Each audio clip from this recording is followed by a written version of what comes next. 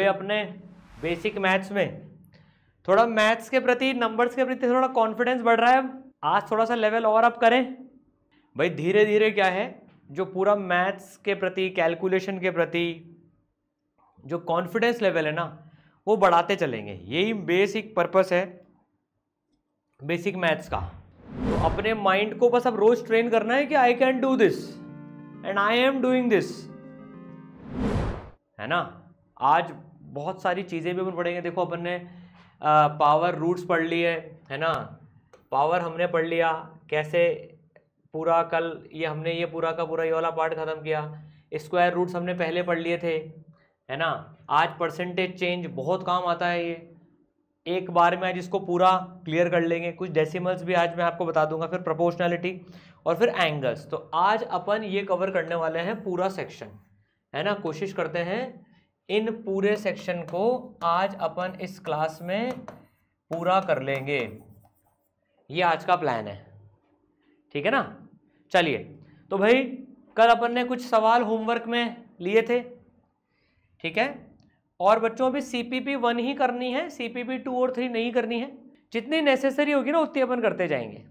Sir CPP कहाँ मिलेगी बेटा? CPP मिलती है आप जैसे ऐप में फिजिक्स के अंदर में बेसिक मैथ्स पे क्लिक करोगे, उसमें प्रैक्टिस का सेक्शन है। प्रैक्टिस के सेक्शन में अपने सारी चीज़ें आपको मिल जाएंगी, है ना।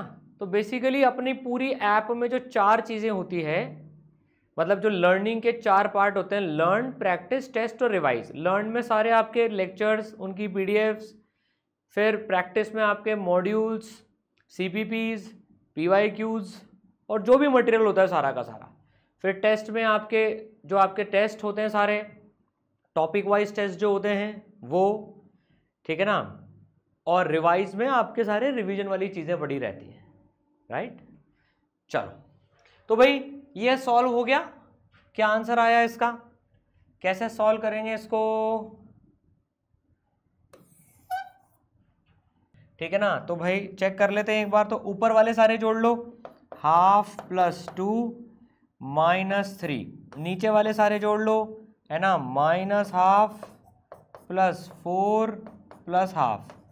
तो ये आ जाएगा 1/2 5/2 -3 या हाफ माइनस, तो ये ऊपर आ जाएगा -1/2 और नीचे आ जाएगा 3 की पावर 4। तो -4 ऊपर जाएगा तो 3 की power -4 -1/2 that is equal to 3 की power -9/2। This is the answer. Very good, ठीक है, बहुत बढ़िया। ये सॉल्व किया सर, ये सिंपल है। इसको पहले सॉल्व करेंगे, इसमें 2 + 1 मत कर देना, ये प्लस है बीच में, मल्टीप्लाई नहीं है। तो ये 9 + 3 = 12 आ रहा होगा इसका आंसर। बहुत बढ़िया, ठीक है। जनरल जो फिजिक्स में काफ़ी सारी चीज़ें काम आएंगी ये, है ना भाई। जैसे 10 की पावर x/2 = 100। 100 को हम लिख सकते हैं 10 की पावर 2। 100 को हम लिख सकते हैं 10 की पावर 2। तो अब पावर बेस सेम है तो पावर भी मैच होनी चाहिए। तो x/2 = 2, तो x की वैल्यू आ गई 4। इसमें जो एक चीज़ सीखनी है ना, देखो हम कैसे चेक करें हमारा आंसर सही है। तो अपने माइंड की अब ट्रेनिंग कराओ कि मैं ना चेक पॉइंट लगा सकता हूँ क्या, कुछ क्या मैं कोई चेक पॉइंट लगा सकता हूँ क्या इसका आंसर चेक करने के लिए। ये फिजिक्स में बहुत हेल्प करेगी चीज़, केमिस्ट्री में भी करेगी, है ना, क्योंकि उसमें काफ़ी सारी जगह चेक पॉइंट्स होते हैं। क्या चेक पॉइंट है? इसमें x की वैल्यू 4 डाल के देख लिया करो भाई। जो आंसर आया ना, मान लो किसी का जैसे आंसर 3 आ गया गलती से, या 6 आ गया, या कुछ भी आ गया, तो अपने आप चेक हो जाएगा। तो चेक पॉइंट क्या है? पुट x = 4 डाल के देख लो। तो 4/2 दैट इज 10 की पावर 2 वो 100 के बराबर आ रही है। ये चेक पॉइंट हो गया। ये माइंड की ट्रेनिंग है, ये माइंड की ट्रेनिंग है। जैसे देखो आपके कैसे रिफ्लेक्स मेमोरी में आ गई है कि जैसे कोई सी गाड़ी आती है सड़क पे से, आप तुरंत पीछे हो जाते हो ना, या ऐसा रहता है नहीं चल ठीक है आ जाओ भाई, मैंने कोलिजन पड़ा हुआ है, मैं बताता हूँ तुम्हारी गाड़ी कैसे पीछे। नहीं, इसको रिफ्लेक्स में लाना है। चेक पॉइंट क्या कुछ हो सकता है क्या, वो अपन ट्रेन करेंगे खुद के माइंड को, ठीक है ना, मचा देंगे एकदम अपन। देखो ये हो गया x = 4, वेरी गुड, इसका आंसर x = 4 आ गया। इसी तरह से इसमें आंसर x = 5 आ गया होगा, x - 2 = 3, तो x = 5 आंसर आ गया होगा सबका, राइट। ठीक है, इसको मेरे हिसाब से डिस्कस करने की जरूरत नहीं है। यहां बात करें, अरे सर 10 से 10 कैंसिल कर दिया हमने, तो ऐसा तो नहीं कराना। अब ये क्या है, इसको देखें अगर अपन, तो इस सवाल की अगर बात करें तो सवाल क्या है, जो 5वें नंबर का सवाल है, दैट इज 10 की पावर 2x अपॉन 10 की power x minus 1 equal to 1000, that is equal to 10 की पावर 3, ठीक है ना।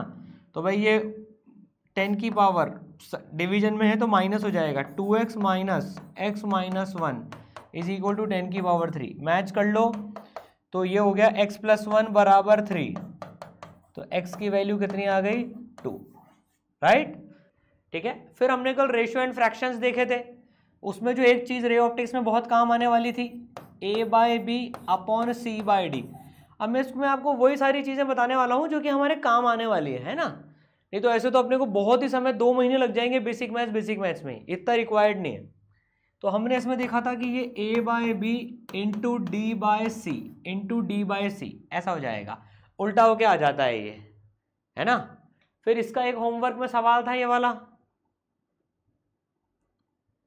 है ना। अब हमें इसमें देखो, अब हमको इसमें इस सवाल को करने से पहले कई बार मतलब कई बार एनएलएम, फ्रिक्शन, इलेक्ट्रोस्टैट्स, मतलब ऑलमोस्ट हर चैप्टर में आपको इक्वेशंस का डिवीजन भी सीखना होता है, आपको इक्वेशंस का डिवीजन भी सीखना होता है। तो भाई रेशियोज में होती है, तो भाई इक्वेशन डिवीजन, इक्वेशंस को डिवाइड कैसे करते हैं, जैसे उसमें भी इक्वेशन डिवीजन ही था भाई। जैसे सपोज करो, जैसे a बराबर b है, ये फर्स्ट इक्वेशन है, और c बराबर d है, ये सेकंड इक्वेशन है ना। तो आपको कई बार 2 इक्वेशंस डिवाइड करने का काम आएगा। आज once and for all clear कर लेते हैं इसको अपन। तो जब आप इक्वेशन 1 डिवाइडेड बाय इक्वेशन 2 करते हैं अपन, तो उसमें क्या करते हैं हम बताओ, LHS बाई LHS डिवाइड करते हैं, फिर इक्वल टू लगाते हैं, और RHS डिवाइड करते हैं। तो इस केस में 1 डिवाइड बाई 2 मतलब a को डिवाइड करो c से, इक्वल टू का इक्वल टू आएगा, फिर b को डिवाइड करो d से। तो ये इस तरह से इक्वेशन का डिवीजन करा जाता है। अब कई जगह ऐसी चीजें फंस जाती है जहां पर, तो जैसे मान लो इक्वेशन डिवीजन में अगर अपन बात करें 1 by A is equal to B है, सपोज करो पहली इक्वेशन है ये, और 1 by C equal to D है, ये दूसरी इक्वेशन है। अब अगर अपन 1 डिवाइडेड बाई 2 करें, अब अगर अपन 1 डिवाइडेड बाई सेकेंड इक्वेशन करें, तो भाई पहली equation 1 upon A divided by 1 upon C, सीधे सीधे डिवाइड कर दिया, is equal to B divided by D. अब ये उचक के ऊपर आ जाएगा, ये उचक के ऊपर आ जाएगा, दैट एम्प्लाइज c ऊपर आ जाएगा, तो 1 by A into C by 1 is equal to B by D. तो that implies c by A is equal to B by D. आया सबको समझ में ये? तो कई बार सेकंड इक्वेशन को फर्स्ट से डिवाइड करना पड़ता है, कई बार फर्स्ट को सेकंड से डिवाइड करना पड़ता है। अगर उल्टा भी कर दिया तो वापस पलट लेते हैं उसको, ठीक है ना। अभी सब एक साथ नोट करेंगे। अभी इस क्वेश्चन में देखो, अभी हमारे पास में फोकल लेंथ की इक्वेशन क्या बैठ रही थी, 1 upon F air is equal to mu lens upon mu air minus 1, ये फॉर्मूला रे ऑप्टिक्स में पढ़ेंगे, into some constant. 1 upon F water is equal to mu lens upon mu water minus 1 into C. अब ये value given है, इसकी value given है हमें, इन सब की वैल्यू गिवन है। पहले इसको सॉल्व कर लेते हैं थोड़ा सा और। तो 1 अपॉन 24, इसकी एक फिजिक्स की ट्रिक भी है जिससे आप 2 ऑप्शंस रिजेक्ट कर सकते हो, वो जब रे ऑप्टिक्स पढ़ेंगे तब सीखेंगे ये वाली ट्रिक।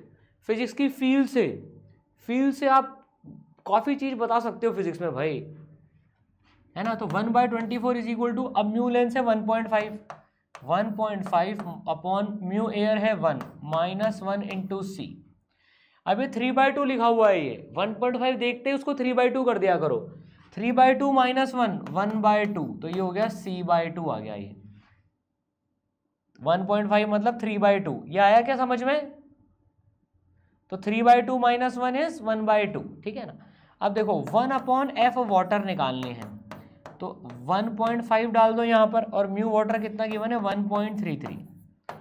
अब अगर आप इसको फ्रैक्शन में सॉल्व करने निकलोगे, मतलब सॉरी डेसिमल में सॉल्व करने निकलोगे तो बहुत ज़्यादा समय लग जाएगा। 1.5 में से 1.33 माइनस करोगे, गंदा गंदा आंसर आएगा।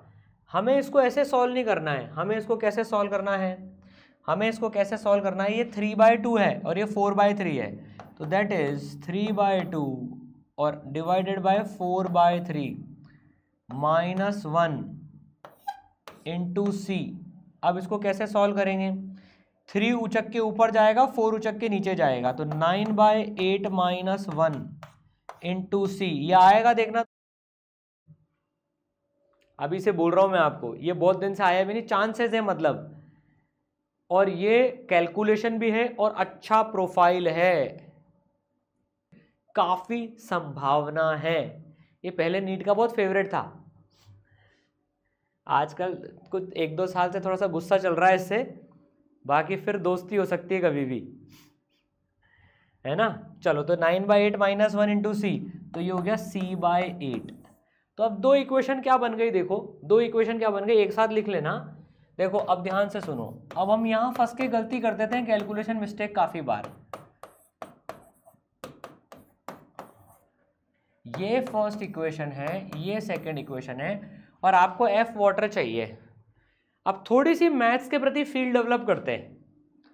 आप 1/2 करोगे या 2/1 करोगे, वैसे तो दोनों से हो जाएगा, 2/1 कर लो, 1/2 कर लो, कैसे भी कर लो।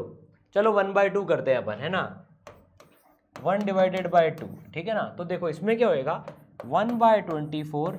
देखो अगर थोड़ा सा केयरफुली चलेंगे तो सिली मिस्टेक्स नहीं होंगी, तो इसमें क्या करा करो कि लिख लिया करो पूरा, दैट इज अब इधर c/2 डिवाइड बाय c/8। तो अब ये देखो एफ वाटर ऊपर जाएगा, 24 नीचे आ जाएगा, तो एफ वाटर ऊपर सरक गया 24, एफ वाटर बाई 1 इंटू 1/24, तो ये आ गया इज इक्वल टू, अब ये 8 ऊपर चल जाएगा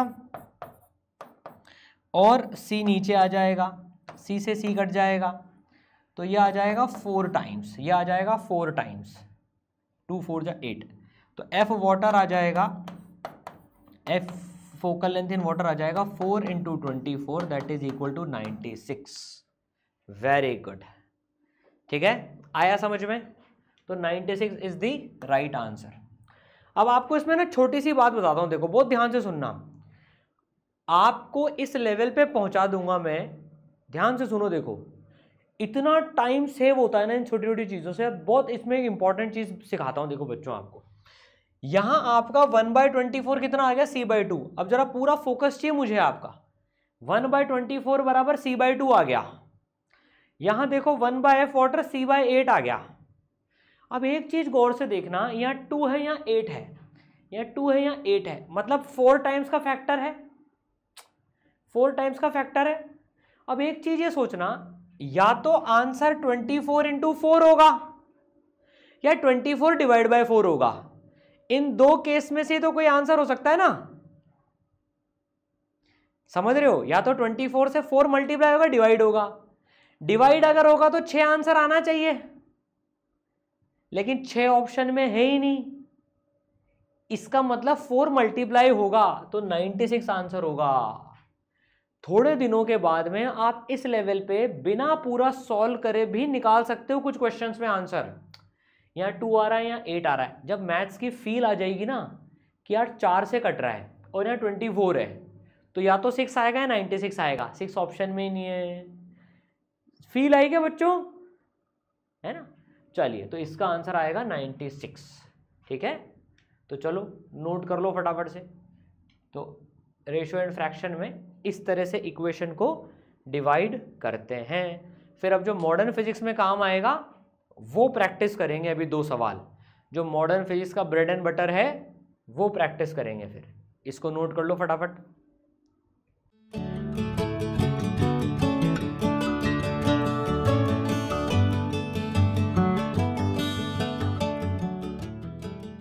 तो भाई जो मॉडर्न फिजिक्स में जो बहुत कैलकुलेशन काम आती है, देखो इलेक्ट्रॉन वहां से वहां कूदता है, वहां से वहां कूदता है, वो सारी थ्योरी है अपनी जगह। एनर्जी का जो फॉर्मूला रहता है, एनर्जी बराबर जो चेंज इन एनर्जी रहती है, दैट इज RH(C), ठीक है ना, 1/N1 square minus 1/N2 square into Z square, ऐसा कुछ फॉर्मूला होता है 13.6 समथिंग का। अब हमें जैसे मान लो एक बार इलेक्ट्रॉन कूद रहा है 2 से 1, तो जो उसमें एनर्जी रहती है वो कितनी रहेगी, ये सब कुछ कांस्टेंट है, ये सब कुछ कांस्टेंट है। एक बड़ा कांस्टेंट आप मान लो, ठीक है, RH(Z स्क्वायर) है ना, अपॉन 1/1 स्क्वायर माइनस 1/2 स्क्वायर। अब फिर मान लो इलेक्ट्रॉन कूद रहा है 3 से 2 इलेक्ट्रॉन कूद रहा है, तो E2 एनर्जी उसमें निकलेगी RH(Z square 1/2 square minus 1/3 square. ये बहुत आता है नीट में ये सवाल भी। आपको निकालना है इसमें फाइंड, क्योंकि हम अभी कैलकुलेशन सीख रहे हैं, ताकि मॉडर्न फिजिक्स जब पढ़ेंगे तो इसकी दिक्कत नहीं आएगी। आपको E1/E2 निकालना है।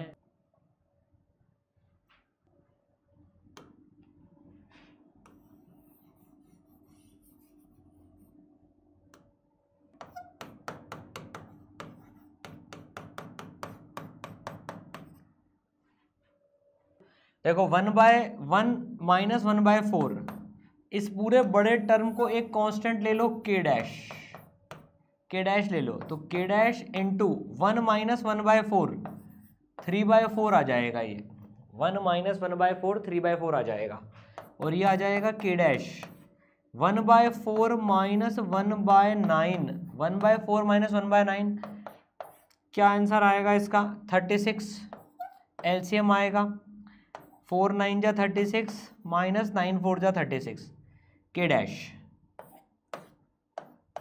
ठीक है ना। अब डिवाइड कर दो तो 5/36 आ गया वो। अब हम इक्वेशंस को डिवाइड करेंगे। ये है हमारी पहली इक्वेशन, ये है हमारी दूसरी इक्वेशन, ठीक है। अब आप करो equation 1 divided by equation 2। Majority time आप मॉडर्न फिजिक्स में यही काम कर रहे होंगे, लैम्डा का रेशो निकालने में भी यही काम कर रहे होंगे आप, एनर्जी का रेशो निकालने में भी सेम काम कर रहे होंगे। तो this should be very strong. तो अगर 1 डिवाइड बाय 2 करेंगे तो E1/E2 तो इधर से आ जाएगा, के डैश उड़ जाएगा, के डैश उड़ जाएगा, ये आएगा 3/4 डिवाइडेड बाय 5/36, 36/5 उचक के ऊपर आ जाएगा इंटू 36/5, 4 9 जा कटेगा 27/5 आंसर आना चाहिए। Very very important, this is very important. ये कई बार आ चुका है यही सवाल ही। बिल्कुल इसको तसल्ली से सॉल्व कर रहे हैं अपन, कोई जल्दी नहीं है, अभी कोई जल्दी नहीं है।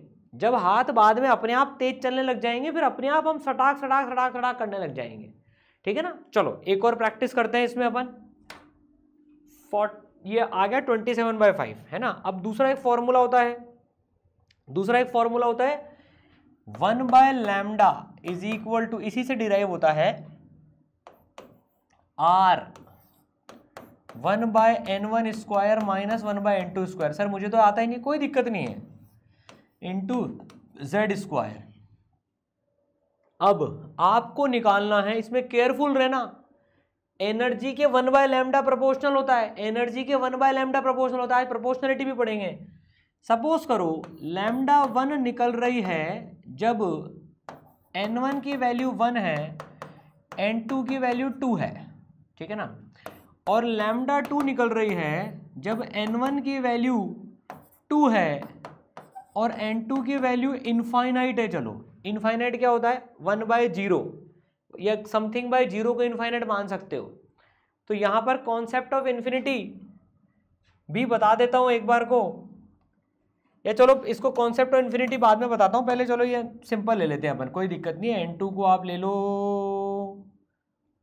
4 ले लो आप, N2 को 4 ले लो आप, तो λ1 में ये वैल्यू जाएगी, λ2 में वैल्यू जाएगी, और आपको बहुत केयरफुली λ1/λ2 ही निकालना है, जो पूछा है वो निकालना है। इसमें सॉरी नहीं चलेगा, सर सॉरी मेरा उल्टा आ गया, नहीं, जो पूछा है उसी का आंसर बताना है। लेकिन अभी प्योर मैथ्स लगाना सीख रहे हैं अपन इसकी, है ना। तो इसका आंसर आएगा 1/4, है ना। शाबाश, वेरी गुड। चलो सॉल्व करते हैं इसको अपन पहले। 1/λ1 इसका सोल्यूशन करते हैं। चलो अपन यहाँ पर, है ना, इसका सोल्यूशन करते हैं यहाँ पर अपन, है ना। तो 1/λ1 is equal to r into 1/1 square minus 1/2 square into Z square, है ना। 1/λ2 लिख लेते हैं, that is r 1/2 square minus 1/4 square into Z square. तो ये 1 minus 1/4 3/4 r Z square. 1/4 minus 1/16 1/4 minus 1/16 is equal to 16। LCM ले लेते हैं, 4 4 जा 16 माइनस 1, तो 3/16 आ गया ये। तो ये आ गया 3/16 r जेड स्क्वायर। अब r जेड स्क्वायर तो कैंसिल हो जाएंगे डिवीजन में, कोई दिक्कत नहीं है। अब देखो ये इक्वेशन नंबर 1 है, ये इक्वेशन नंबर 1 है ना, और ये इक्वेशन नंबर 2 है, ये ऊपर वाली इक्वेशन नंबर 2 है। अब क्या कैसे डिवाइड करें, कोई बात नहीं, पहले 1/2 कर लेते हैं, भले पहले 1/2 कर लेते हैं, तो λ2/λ1 आ जाएगा, फिर उसको उल्टा कर देंगे। या नहीं 2/1 करते हैं अपन इसमें, 2/1 करते हैं इसमें अपन, ताकि मार्क करते टाइम भी गलती नहीं हो। नहीं तो बच्चे जल्दीबाजी में क्या करते हैं, सॉल्व कर रहे हैं, मेहनत से सॉल्व कर रहे हैं, इसमें दोनों ऑप्शन दिखेंगे आपको, 1/4 भी दिखेगा, 4/1 भी दिखेगा, और दे धमाधम 4/1, और फिर देखते हैं +4 की जगह -1 मिला है।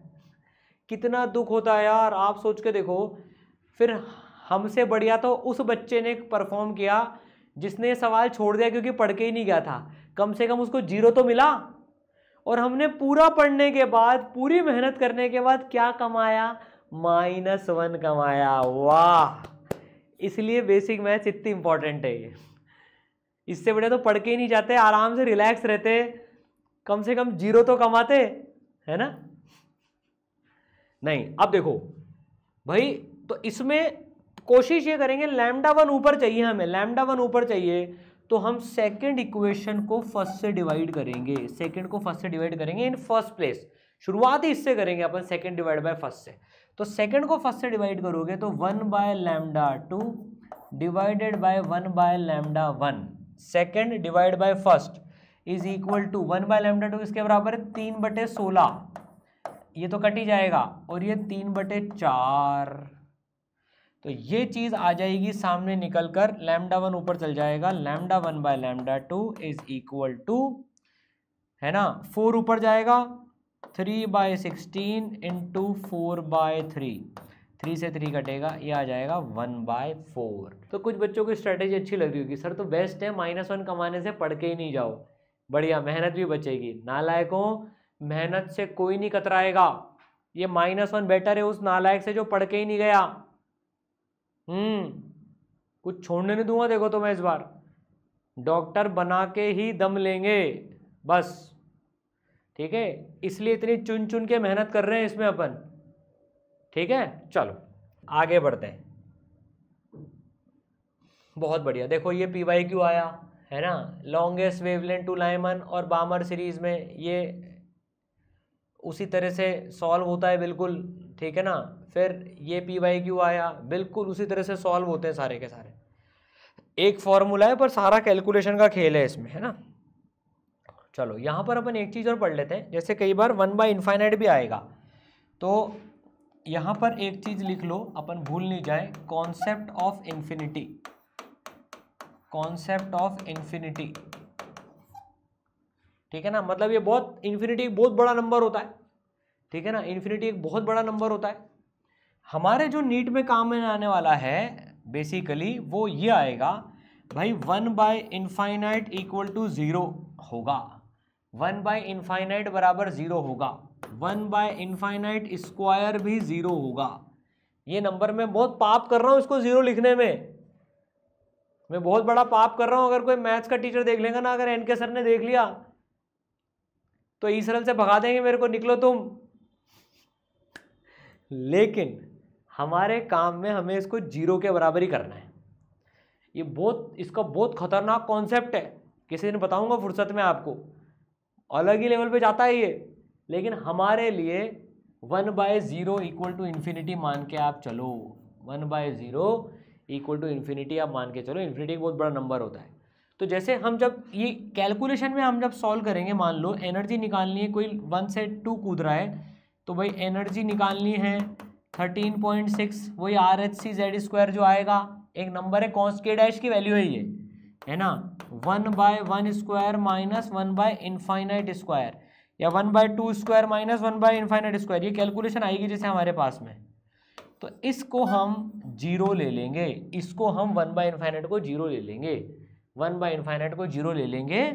तो भाई अगर जैसे हमारे पास में ये कैलकुलेशन आएगी ना, ऐसी मान लो जैसे ये हमारे पास में कैलकुलेशन आई, ये कैलकुलेशन आएगी, so this will be equal to 1/4। समझ में आई क्या बात? हमारे लिए इन्फिनिटी इतना ही है कि भैया तू 1/∞ 0 के बराबर है, बस। राइट, चलो नोट कर लो फटाफट से।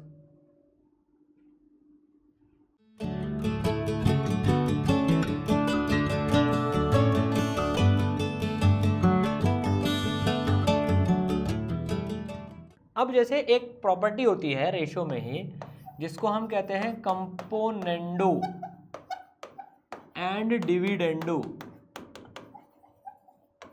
Componendo and dividendo.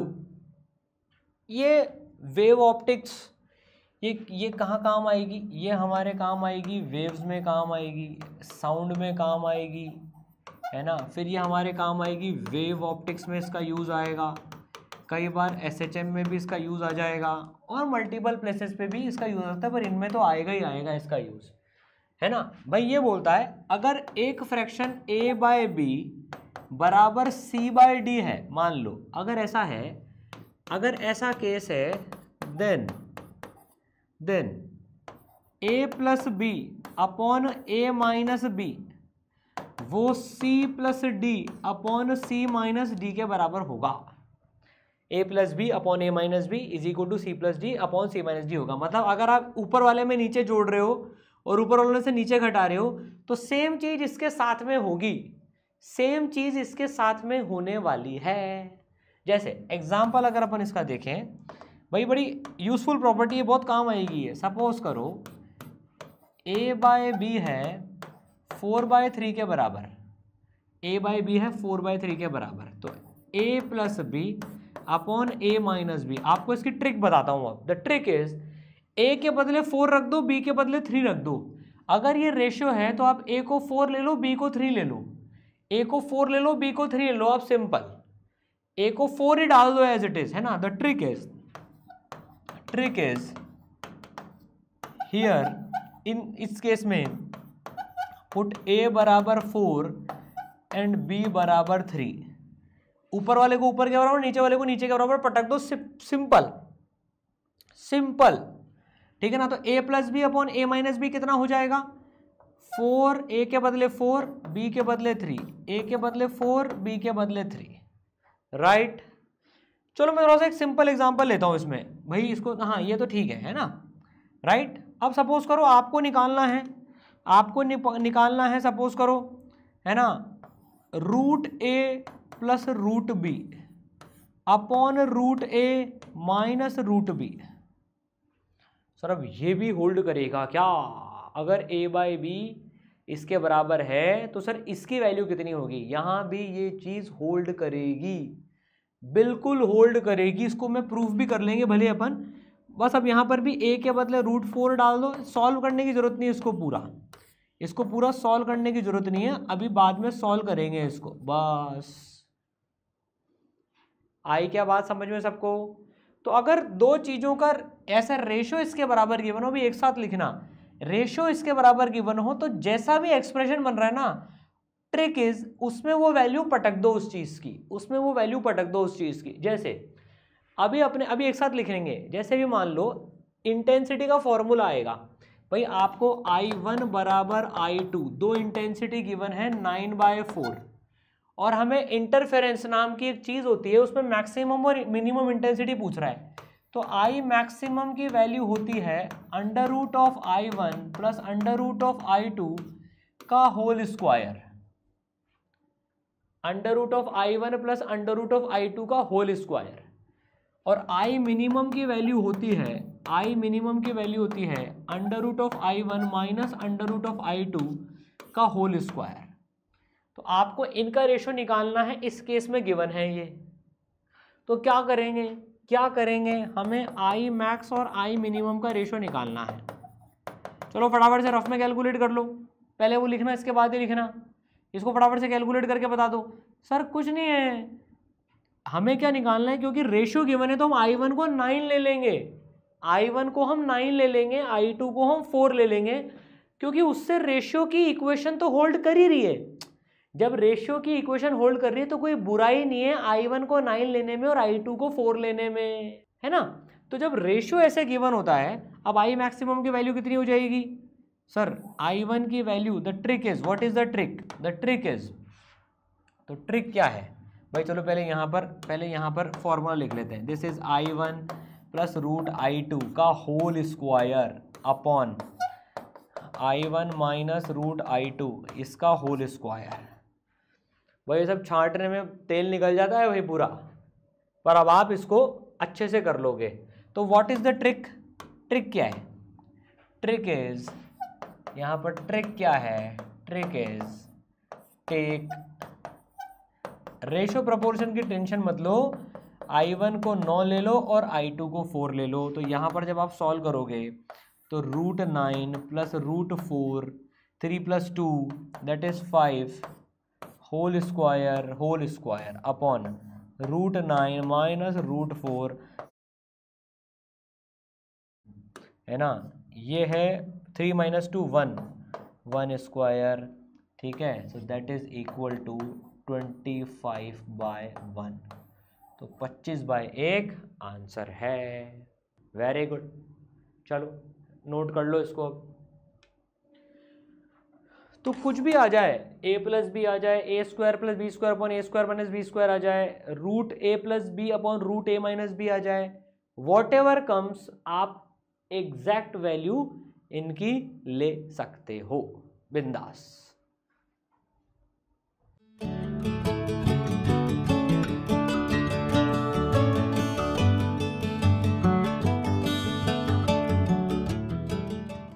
देखो नोट्स में जब नोट्स बनाओ ना, तो एक चीज़ नोट्स कॉपी के लिए बताता हूँ कि try to use short forms, maximum के लिए मैक्स, मिनिमम के लिए मिन, है ना।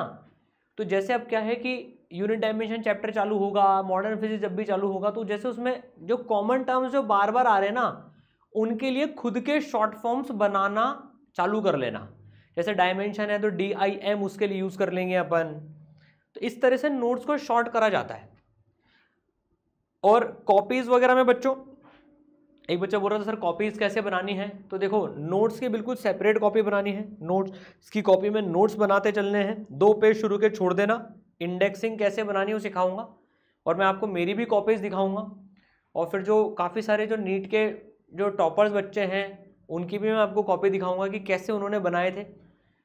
फिर CPP के लिए एक कॉपी अलग से बना के रखना, और मॉड्यूल के लिए एक अलग कॉपी बनेगी। तो फिजिक्स में 3 कॉपीज़ बनेगी, नोट्स के लिए, CPP के लिए और मॉड्यूल के लिए, ठीक है ना। फिर आपकी आगे चल के मान लो 2 पैरेलल में फिजिक्स स्टार्ट होगी। भाई अपनी अभी 3 क्लासेस चल रही हैं, पर ग्रेजुअली अपनी 4 भी होगी, क्योंकि अपने को as early as possible syllabus ख़त्म करना है। तो जब 4 क्लास लगेगी तब 2 फिजिक्स की कॉपी मेंटेन रखना। वैसे भी कॉपीज़ तो एक से ज़्यादा भरने वाली है, कौन से आपकी पूरी की पूरी फिजिक्स एक कॉपी में आ जाएगी, 5-6 कॉपीज़ तो लगेगी ही सही। फिर जब 2 केमिस्ट्री चलेगी तो 2 कॉपीज़ अलग अलग उनकी रख लेना नोट्स की। मॉड्यूल की सेम चला लेना, CPP की सेम चला लेना। बॉटनी जूलॉजी की अलग अलग चलेगी, वो कभी भी पैरेलल में नहीं लगेंगी। मतलब बॉटनी जूलॉजी लग सकती है, पर ऐसा बहुत रेयर होगा कि 2 बॉटनी की क्लासेस लग रही हैं, क्योंकि वो ऑलरेडी 2 में डिवाइडेड ही हैं वो, है ना। ठीक है, चलिए भाई अब एक फटाफट से एक कॉन्सेप्ट और सीख लेते हैं जो सेंटर ऑफ मास का फेवरेट है, ठीक है ना। तो देखो अपन एक एक चीज कवर करते हुए चल रहे हो, आप देख रहे हो अपन ने मॉडर्न फिजिक्स का कवर करा, अपन ने पूरे वेव वाले पार्ट का कवर करा, सेंटर ऑफ मास का भी कवर कर लेते हैं। जो एक चीज आती है कि किसी को डिवाइड करना है 2 में, तो जैसे क्या होगा सेंटर ऑफ मास में सवाल आता है कि एक है ना एक है यहाँ पर मान लो 2 kg का और एक है यहाँ पर 3 kg का ऑब्जेक्ट। इनका सेंटर ऑफ मास आपको निकालना होगा। इनके बीच में 10 मीटर की दूरी है, तो इनका जो सेंटर ऑफ मास आता है वो यहाँ पर आता है।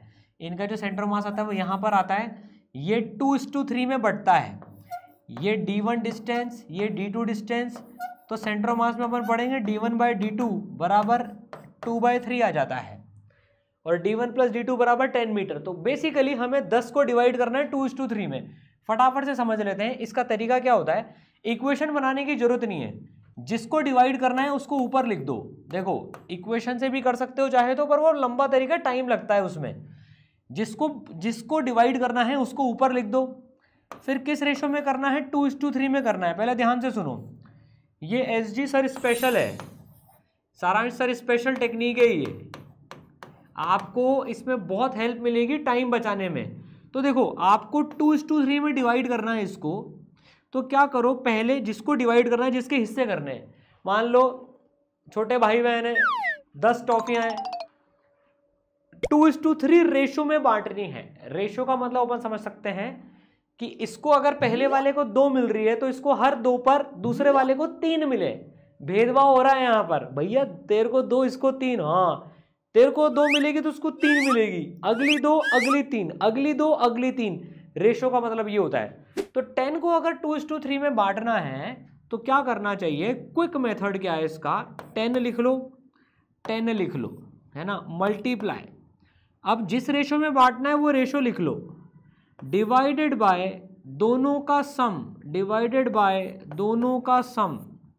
यहां पर देखो जिसको बांटना है वो लिख लिया, इनटू इसको कितने मिलने वाला है 3, डिवाइडेड बाय दोनों का सम, डिवाइडेड बाय दोनों का सम। नो रट्टा, अपनी फिलॉसफी है नो रट्टा। इसके पीछे लॉजिक क्या लग रहा है, देखो 10 को बांटना है 2:3 में, तो पहले दोनों का सम निकाल लो। दोनों का सम आ रहा है 5, मतलब हर 5 में से इसको 2 मिलना है, इसको 3 मिलना है। तो 10 के पहले 5 के हिसाब से टुकड़े करे और इसको 2 दे दिया।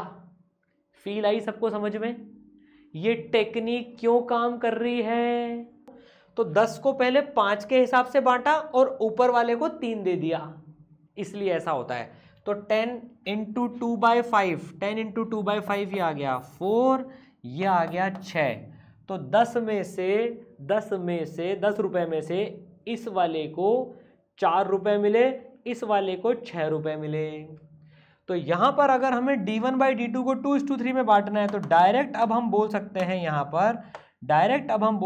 यहां पर इस तरह से सॉल्व करके d1 की वैल्यू आ जाएगी 4 मीटर और d2 की वैल्यू आ जाएगी 6 मीटर। चेक पॉइंट क्या है, चेक पॉइंट बताओ, चेक पॉइंट क्या है, क्या ये आंसर सही है क्या हमारा, चेक पॉइंट लगाओ, चेक पॉइंट लगाओ। d1/d2 2/3 आ रहा है क्या, 4/6, यस। और d1 + d2 10 आ रहा है क्या, यस। मतलब हमारा आंसर परफेक्टली सही है। तो चेक पॉइंट लगाना बहुत जरूरी है, चेक पॉइंट लगाना, यहां पर मस्त चेक पॉइंट लगेगा। तो सेंटर ऑफ मास में इतने चेक पॉइंट्स लगेंगे कि सेंटर ऑफ मास का सवाल आप गलत करोगे ही नहीं। चेक पॉइंट समझ में आया ना सबको। चलो तो पहले ये देखते हैं, 10 वापस से समझो, जिस रेशो में बांटना है वो नंबर आता है इधर, और 2 जो रेशो है वो उसका सम हो जाता है। जिसमें बांटना है वो इधर आता है और नीचे उसका सम हो जाता है। चलो कुछ प्रैक्टिस करते हैं। 50 को बांटना है 5:3 में, 50 को बांटना है 5:3 में। जरूरी नहीं है कि आंसर हमेशा इंटीजर में ही है, फ्रैक्शन में भी आ सकता है। 50 को बांटना है 3:5 में, तो 2 लाइन बनाई, एक साइड 3 लिखा, एक साइड 5 लिखा।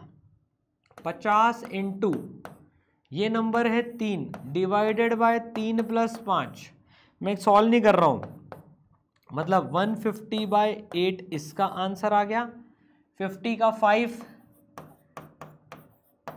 × 3 + 5, तो 250/8 इसका आंसर आ गया है, राइट। ये सवाल मैंने इसलिए लिया, जरूरी नहीं है कि इंटीजर में लेना है, जरूरी नहीं है कि इंटीजर में ही आया आंसर, ठीक है ना।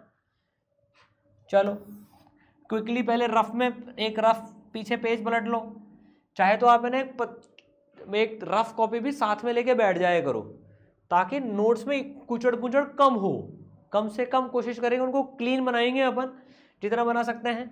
चलो बांटो 12, ये बड़ा वो है उसका मतलब 12 को बांटो 1:2 में, सेंटर मास में बहुत आता है 12 मीटर को बांटो 1:2 में। चलो फटाफट से, फिर 20 मीटर को बांटो 2:3 में।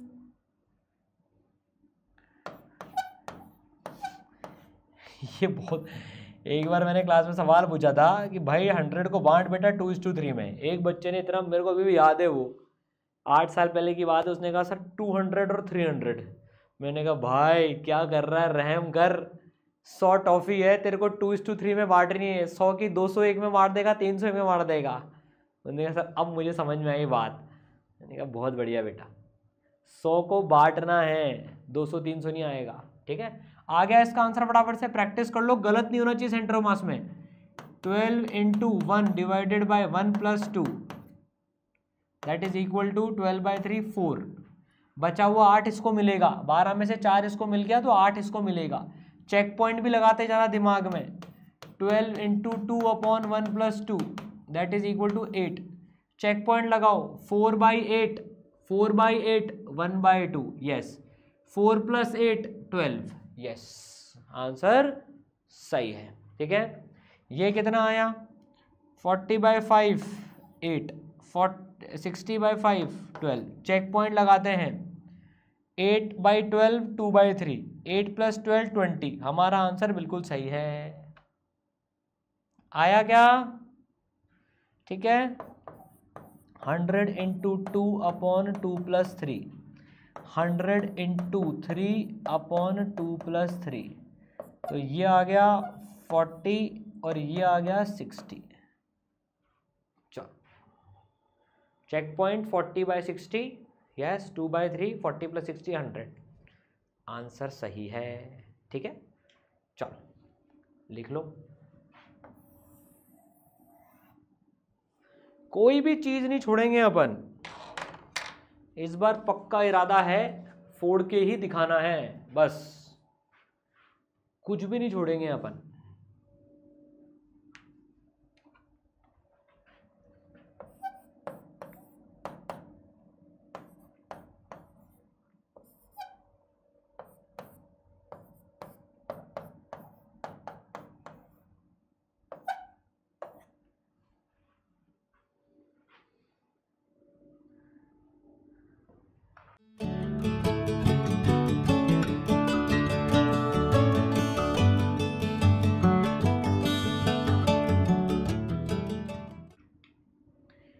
अब इसको यार है ना पीडीएफ से लिख लेना, अपने को थोड़ा सा और आगे पढ़ना है, भले जगह छोड़ दो इसमें, थोड़ा सा आधा पेज समथिंग छोड़ दो, है ना, थोड़ा सा आगे बढ़ना है बेटा। अब ये होमवर्क में कर लाना है ये। सर अब 3 में कैसे बांटेंगे? 3 में भी उसी तरह से बटेगा, 3 में भी उसी तरह से। मैं थोड़ा सा इसमें आसान कर देता हूँ तुम्हारे लिए बेटा, ठीक है ना। तो 1:2 में बांट लो इसको, 1:2 में बांट लो, तो इसमें 3 डंडियां बनेंगी, लेकिन काम बिल्कुल वैसे होएगा। 1:2 में बांट लो, 1:2 में, ठीक है ना। तो ये होमवर्क में होएगा। अब एक अपने को समझनी है प्रोपोर्शनैलिटी, तो थोड़ा आधा पेज उसके लिए छोड़ दो और हेडिंग लिखो प्रोपोर्शनैलिटी। ठीक है भाई, ये बहुत इंपॉर्टेंट है प्रोपोर्शनैलिटी, बहुत जगह काम आती है। सपोज करो प्रोपोर्शनैलिटी का मतलब क्या होता है, जैसे है ना काफ़ी सारे फॉर्मूलेज आएंगे हमारे पास में फिजिक्स में जब हम आगे चलेंगे। जैसे ग्रेविटेशन का फॉर्मूला अगर हमने पढ़ा हो, force is equal to gravitation constant, ये तो कांस्टेंट है, मास m1 m2 बाय R square, mass m1 m2 बाय आर स्क्वायर, ठीक है ना। मतलब एक पॉइंट मास है m1, एक पॉइंट मास है m2, इन दोनों के बीच में r डिस्टेंस है। जो ग्रेविटेशन की फोर्स है वो इस फॉर्मूले से गवर्न होती है, इस फॉर्मूले से गवर्न होती है ना। तो भाई अब एक चीज ये हमको देखनी है, प्रोपोर्शनल का मतलब क्या होता है। प्रोपोर्शनल होने का मतलब होता है अगर हम मास को मान लो डबल कर दें, अब एक चीज समझना, मास को डबल कर दें, जो बच्चों ने पढ़ा होगा ना प्रोपोर्शनल, तो देखो इसमें फोर्स, ये तो कांस्टेंट है, ये कभी चेंज नहीं होता, ये यूनिवर्सल कांस्टेंट है। फोर्स प्रोपोर्शनल है मास 1 की वैल्यू के, फोर्स प्रोपोर्शनल है मास m2 के, और फोर्स प्रोपोर्शनल है 1/r² के, 1/r² के। ये बहुत बहुत बहुत ज़्यादा काम आता है मॉडर्न फिजिक्स में। आप देखोगे रेडियस किसके प्रोपोर्शनल होता है, फिर फोर्स कूलम लॉ में, न्यूक्लियर उसमें रेडियस ऑफ न्यूक्लियस किसके प्रोपोर्शनल होता है, मतलब इनफाइनाइट यूजेस है इसके। तो अब देखो अगर मास डबल कर दिया, थोड़ी फील लेना इसकी, अब मैं मैथमेटिकली सिखाऊंगा तुम्हें, पर पहले फील लेनी है हमें इसकी। तो सबसे पहले हमें इसकी, इस टॉपिक की ना फील लेनी है, फील देन मैथ्स। पहले फील फिर मैथ्स अपन करेंगे, पहले ओरली आंसर करो ताकि तुम लोग ओरली मेंटली चेक पॉइंट लगा पाओ। अच्छा, अगर मान लो मैंने मास डबल कर दिया, बाकी सब चीजें सेम रखते हुए, मास डबल कर दिया, तो फोर्स कितने टाइम्स हो जाएगी, मान लो m1 2 टाइम्स करा तो फोर्स कितने टाइम हो जाएगी, 2 टाइम्स, शाबाश। 5 टाइम्स करा 5 टाइम्स हो जाएगी, वेरी गुड। इसको 3 टाइम्स करा तो ये भी 3 टाइम्स हो जाएगी, वेरी गुड। सिंपल है, जब प्रोपोर्शनल है तो बिल्कुल सिंपल है। अब 1/r² है यहाँ पर, मान लो तो भाई जैसे मैंने m को डबल करा m1 को, तो m1 की वैल्यू 2 टाइम्स कर दी, तो यहाँ पर 2 रख दो तो फोर्स भी डबल हो गई। 3 कर दी तो 3 रख दो तो फोर्स ट्रिपल हो गई। अब 1/r² है, पहले फील से करेंगे। रेडियस डबल कर दिया, यहां पर स्क्वायर है, r की वैल्यू 2 रखो। अब मन में r की वैल्यू 2 रखो, पहले मन से करना सीखते हैं। तो 2 स्क्वायर 1/2² कितना हो गया, 1/4। तो जो फोर्स है वो 4 टाइम्स कम हो जाएगी, 4 टाइम्स कम हो जाएगी। फील आई क्या सबको? मान लो रेडियस 3 टाइम्स कर दिया, तो रेडियस को 3 रखो, तो वो 9 टाइम्स कम हो जाएगी। तो अगर फोर्स 9 न्यूटन थी तो वो 9 गुना कम हो जाएगी, तो 1/1 हो जाएगी। फिर वो हवा में समझ में आ रहा है? चलो अब बताओ रेडियस को, अच्छा इसमें ये समझना एक बात हमें ये समझ में आई, इसमें इस पर्टिकुलर केस में मास बढ़ेगा तो फोर्स बढ़ेगी, डायरेक्ट प्रोपोर्शनलिटी में मास बढ़ेगा फोर्स बढ़ेगी। लेकिन इस केस में रेडियस बढ़ेगा, अगर रेडियस बढ़ेगा तो फोर्स घटेगी, रेडियस बढ़ेगा तो फोर्स घटेगी इस केस में। और अगर रेडियस घटेगा तो फोर्स बढ़ेगी उस केस में। तो मान लो रेडियस 1/2 कर दिया, हाफ कर दिया रेडियस, कम कर दिया रेडियस को, 1/2 कर दिया, रेडियस को 1/2 कर दिया, तो क्या होगा, रेडियस को 1/2 कर दिया तो यहां 1/2 वैल्यू रख दो, 1/2 का स्क्वायर 1/4, 4 उचक के ऊपर आएगा, ये 1 डिवाइडेड बाय 1/4 है, 1 डिवाइडेड बाय 1/4 है, तो 4 उचक के ऊपर आएगा, 4 टाइम्स फोर्स हो जाएगी। आया क्या सबको समझ में? ठीक है, चलो तो ये फील्ड बेस्ड हमको पूरी बात समझ में आ चुकी है। अब इसमें क्या होता है, मान लो 2 सेटअप ले लें अपन, 2 सेटअप ले लें, सपोज करो 2 सेटअप ले लिए हमने यहाँ पर, है ना। एक पहला सेटअप R1 का ले लिया, एक दूसरा सेटअप R2 का ले लिया। भाई ये सेम मासेस है, मान लो M एक बार R1 पे रखे हुए हैं M, ठीक है ना, और एक बार सेटअप नंबर 2 में यही R2 पे रखे हुए हैं, ठीक है ना, बाकी सब सेम है, R1 R2 बदला है। तो अब हमें डायरेक्टली सपोज करो इसमें फोर्स लग रही है F2, इस केस में फोर्स लग रही है मान लो F1। अब हमसे पूछा जा रहा है F1/F2 का रेशियो, बहुत आएगा ये काम में, तो अब जब मास सेम है, मास सेम है, मास का फैक्टर नहीं बदला है, जी नहीं बदला है, तो जो नहीं बदला है उसको छोड़ दो, जो नहीं बदला है उसको छोड़ दो, जो नहीं बदला है उसको छोड़ दो, है ना। तो ये हमने क्या लाइन सीखी, जो नहीं बदला है, ये एनटीए भी बोल रहा है, जो नहीं बदला है अब भी उसको छोड़ दो, उसको रहने दो, उसको लीव इट, क्या लिखा है इसमें, उसको रहने दो या उसको लीव इट, उसको लीव इट। जो फिजिक्स में रट्टा मार रहा है अभी भी, उसको लीव इट, उसको छोड़ दो। तो यहां पर मास नहीं बदला है, मास सेम है, उसको छोड़ दो। बचा क्या, आर बचा। अब आर नीचे आ रहा है तो यहां इक्वल टू लगा के, यहां इक्वल टू लगा के, इक्वल टू लगा के डायरेक्ट F1 के नीचे R1 R आ रहा है, तो पहले F1 का डिवीजन में नीचे लिख दो R1 स्क्वायर, नीचे लिख दो R1 स्क्वायर। F1 के नीचे आना चाहिए, F1 के नीचे आना चाहिए। यहां पर डायगोनल बन रही है, यहां पर डायगोनल बन रही है, तो यहां पर भी डायगोनल ही बनेगी और F2 में भी डायगोनल बनेगी। तो अपने आप डायरेक्टली यहां पर R2 स्क्वायर आप लिख सकते हो। मतलब इसमें क्या है, ये प्रैक्टिस ऐसे रखनी है कि अगर दुनिया में, मतलब इस पूरे फैक्टर में सारी चीज़ों जो नहीं बदल रही उनको छोड़ दो, उनको रहने दो, और जो बच रहा है उस तरह से उसकी प्रोपोर्शनलिटी लिख लो,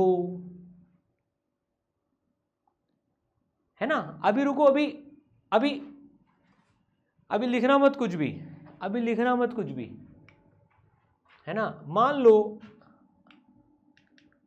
अब जैसे मान लो, अभी पहले एक्सप्रेशन लिखना सीख रहे हैं अपन। मान लो यहां पर था M1, है ना, ये था R1 और ये था M, यहां पर हो गया M1 डैश, ये हो गया R2 और यहां है M।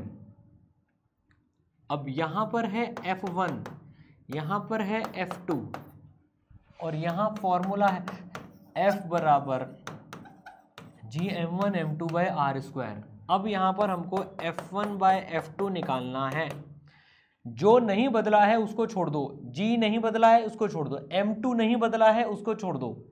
तो यहां पर F1 के सामने है M1, F1 के सामने है, F के सामने है M1, तो F1 में क्या है M1, F2 में क्या है M1 डैश।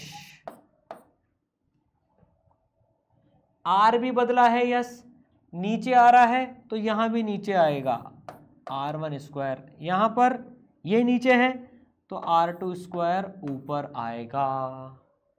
अगर एक पैरामीटर बदला तो राइट हैंड साइड पे एक पैरामीटर ही आएगा, लेकिन अगर दो पैरामीटर बदले हो, ये आया है अभी सवाल PYQ में, अभी मतलब लास्ट 10 ईयर्स में, कि दो पैरामीटर भी बदलते हैं तो फिर दोनों आएंगे प्रपोर्शन में।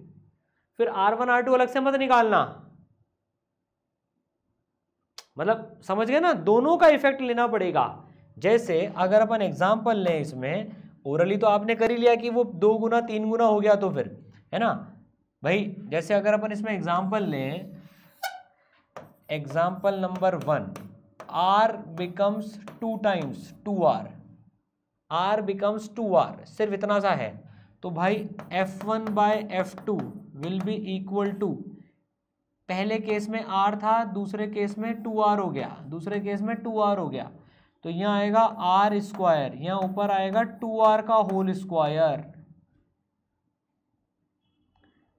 तो F1 बाय F2, पहले केस में फोर्स F1 लग रही थी, दूसरे में F2 लग रही थी, तो ये आ गया 4, F2 कम हो गई, F2 कम हो गई। पहले केस में जब R था तभी फोर्स ज़्यादा थी, आई क्या बात समझ में सबको। लेकिन अब सपोज करो रेडियस के साथ में, रेडियस के साथ में मास भी बदला, रेडियस के साथ में मास भी बदला, रेडियस के साथ में मास भी बदला, R हो गया 2R और m1 हो गया 2m1, m1 भी डबल हो गया और रेडियस भी डबल हो गया।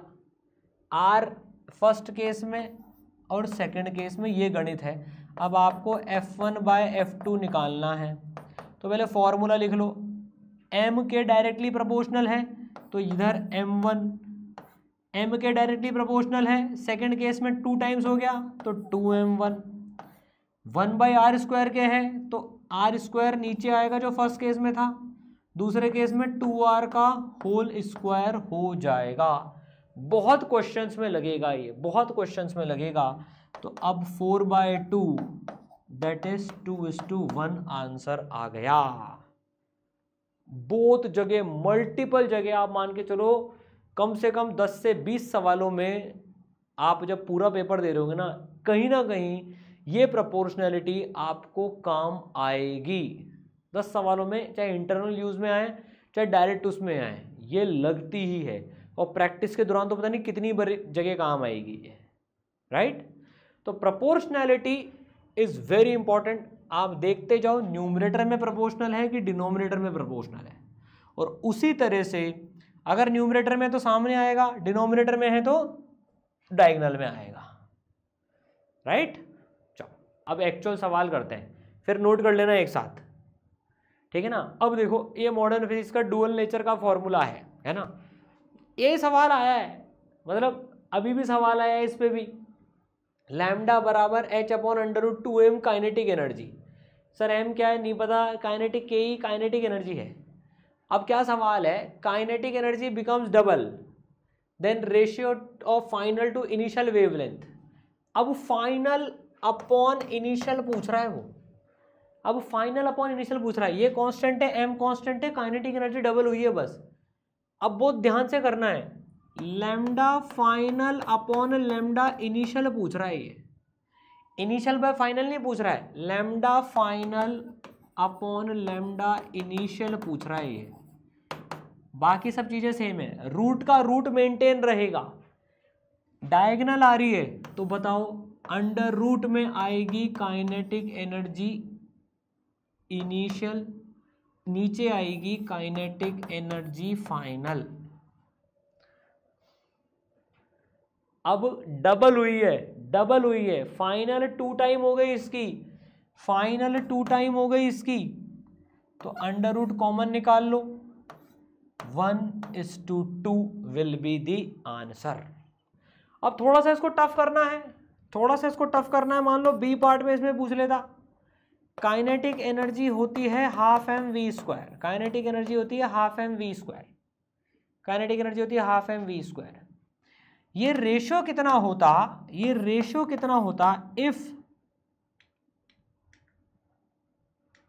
इफ V becomes double,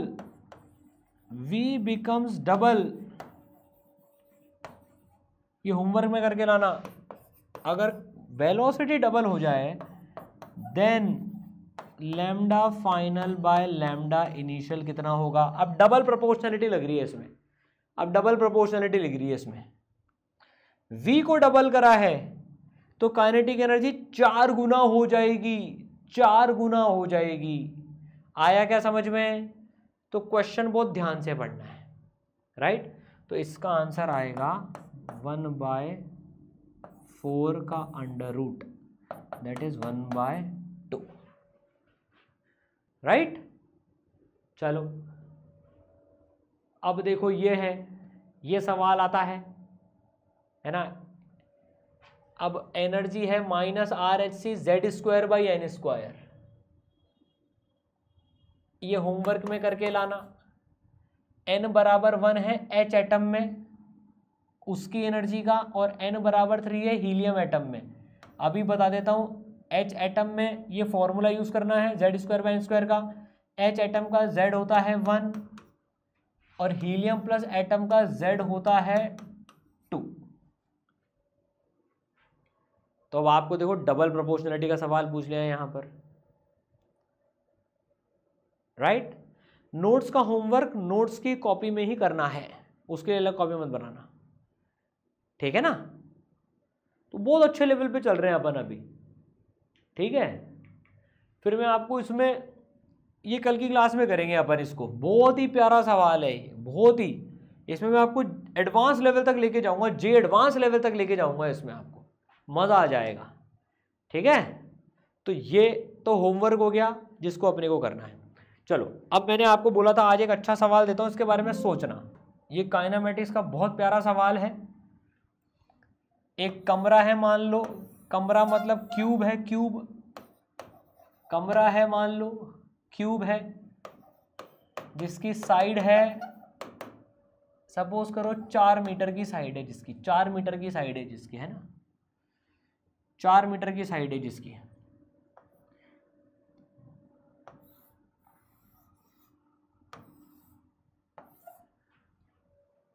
बहुत प्यारा सवाल है। सपोज करो क्यूब की, अच्छा अपने को क्यूब की डायगोनल पता है क्या कितनी होती है? क्यूब की जो डायगोनल की लेंथ होती है, मैं पहले आपको एक चीज बताता हूँ। क्यूब की डायगोनल, क्यूब की जो डायगोनल होती है, अगर साइड लेंथ ए है तो क्यूब की डायगोनल होती है √3 टाइम्स ए। यहाँ पर ए है साइड, साइड की लेंथ अगर ए है तो डायगोनल होती है √3a। ठीक है ना। अब सपोज करो आपके रूम में एक छिपकली आ गई। सर क्या बात कर रहे हो? आप एक रूम में बैठे होंगे ना अभी, एक रूम में एक छिपकली आ गई और उस रूम में एक मच्छर भी है। छिपकली मच्छर को खाती है। आप तो बायो के स्टूडेंट भी हो, पता है ये सब चीजें। अब सपोज करो एक मच्छर बैठा था इस कोने पर और छिपकली भी छुप के इस कोने पर बैठी थी, दिख नहीं रही थी। मच्छर को पता पड़ गया और मच्छर उड़ के डायगोनली अपोजिट सीधे कोने पे चला गया। अच्छा छिपकली उड़ सकती है क्या बायो में? नहीं उड़ सकती। अब सवाल यह है, छिपकली को उस मच्छर को पकड़ने के लिए डायगोनली अपोजिट पहुंचना है, डायगोनली अपोजिट पहुंचना है छिपकली को। मच्छर तो सीधे सपाट चल गया। इससे एक लेवल का ऊपर का सवाल फिर मैं आपको काइनेमेटिक्स में कराऊंगा, मजा आ जाएगा, एकदम फील आ जाएगी, रोंगटे खड़े हो जाएंगे आपके। अभी तो थोड़ा सा छोटा सवाल है उसका, फिर काइनेमेटिक्स में बाप सवाल। अब वो जो छिपकली है, अब आपको बताना है ना, ए कॉर्नर से सपोज करो ये डायगोनली अपोजिट पी कॉर्नर है, lizard minimum distance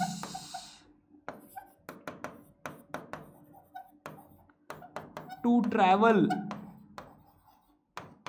to go from A to P.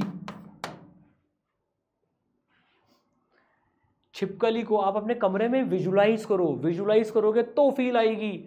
छिपकली को आपके एक कमरे के कोने से दूसरे कमरे के कोने में जाना है, तो छिपकली के पास बहुत सारे रास्ते हैं जाने के। एक रास्ता मैं आपको बताता हूं, बाकी आप सोचना। एक रास्ता मैं आपको बताता हूं, बाकी आप सोचना। छिपकली ऐसे चल के जा सकती है, कोने कोने से जा सकती है। तो पहले इधर से इधर चली गई 4 मीटर ट्रेवल करके, फिर यूं चली गई 4 मीटर ट्रेवल करके, फिर सीधे मच्छर के पास चली गई 4 मीटर ट्रेवल करके। तो टोटल छिपकली ने कितना डिस्टेंस ट्रेवल किया? 4, 4 और 4, 12 मीटर में हमने छिपकली को ए से बी पहुंचा दिया। 12 मीटर में छिपकली को ए से बी पहुंचा दिया। लेकिन सवाल पूछा है छिपकली के लिए सबसे छोटा रास्ता ढूंढो। तो क्या इससे छोटा रास्ता एग्जिस्ट करता है? ये आपको सोचना है, ये आपको सोचना है और उसकी लेंथ फाइंड आउट करनी है कि इससे छोटा रास्ता कितना है छिपकली को बचाने का। ट्राई करना है इसको, फिर इसको डिस्कस करेंगे अपन। ठीक है। तो भाई आज का जो होमवर्क है CPP 1 के 10 सवाल और कर लेना, और CPP 2 में डलवा दूंगा थोड़ी और प्रैक्टिस के लिए, उसको कर लेना, ठीक है। यूनिट डायमेंशन उन सबसे तो अपने मॉड्यूल्स में हैं बहुत भरपूर सवाल, बेसिक मैथ्स अपन मोस्टली CPP से करेंगे, ठीक है ना। चलो CPP आपको हर चैप्टर्स में मिलेगी, पर मेन कोर्स अपना मॉड्यूल रहेगा हर चैप्टर में भाई। उसमें एक्सरसाइज 1 और एक्सरसाइज 2 वो भारत के बेस्ट मॉड्यूल्स आप मान सकते हो नीट के लिए भाई, बेस्ट छटे हुए सवाल हैं, टॉपिक वाइज सेग्रीगेटेड है, लेवल वाइज सेग्रीगेटेड है, गॉड मॉड्यूल्स हैं वो, लिटरली बता रहा हूँ मैं आपको, है ना। CPPs तो रहेंगी ही सही, पर मॉड्यूल्स में से मेजर होमवर्क रहेगा, है ना। चलिए।